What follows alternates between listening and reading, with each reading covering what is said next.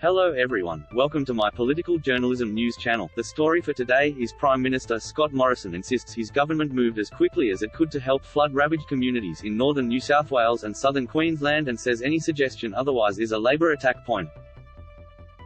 Mr. Morrison has been savage this week for an apparent lack of foresight around natural disaster planning and tardiness in responding to the catastrophic flooding that left residents in towns such as Lismore and Mullumbimby fighting on their own for days.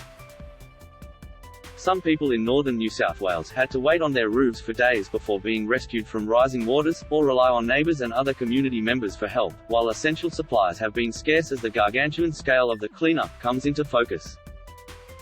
But on Sunday the Prime Minister said it was merely a Labor narrative that he had been slow to respond to natural disasters, including the 2019 bushfires, and insisted the federal government swung into action as quickly as it could during the recent floods.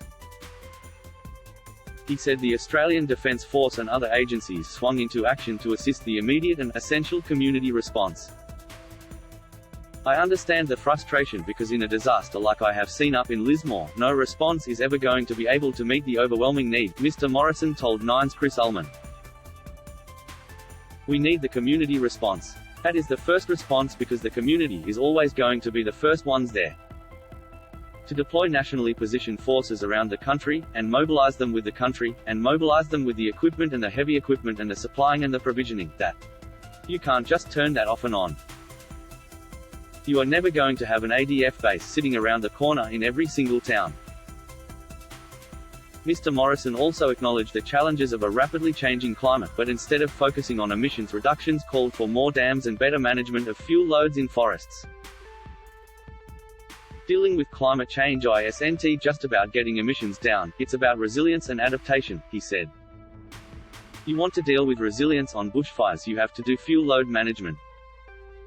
You want to deal with floods, you have to build dams. Mr. Morrison's Sunday appearance on the Today Show follows a clash this week with Queensland Labor Premier Anastasia Palaszczuk, who lashed the PM for dallying on declaring a national disaster for the state's devastated southeast. Mr. Morrison recommended the declaration for New South Wales and Queensland on Wednesday, but Ms. Palaszczuk rejected the move, arguing it was needed probably a week earlier. We've actually gone past that. The floodwaters have gone down, they've subsided, and those state disaster declarations will be lifted on Sunday, she said. Mr. Morrison said Ms. Palaszczuk had every opportunity to call for an emergency declaration and additional support a week ago, but she had chosen not to do that.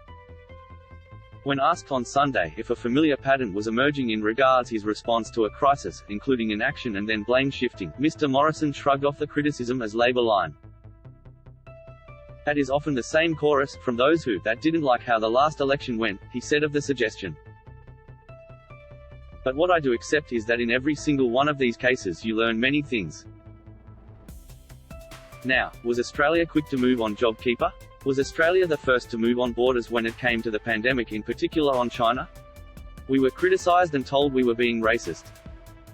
Was Australia slow to move in calling at the origins of the virus? No. Was Australia quick to move when it came to realigning our defence positioning and our force structure and the alliances and partnerships we have with other countries, particularly the United States and the United Kingdom? This web of protection we have built over the last 2.5 years to wake basically the Western world up to the challenges we face? No, I don't think we have. That is all for today news. Thank you for watching to my channel. Please be sure to leave your comment and subscribe below for more news update.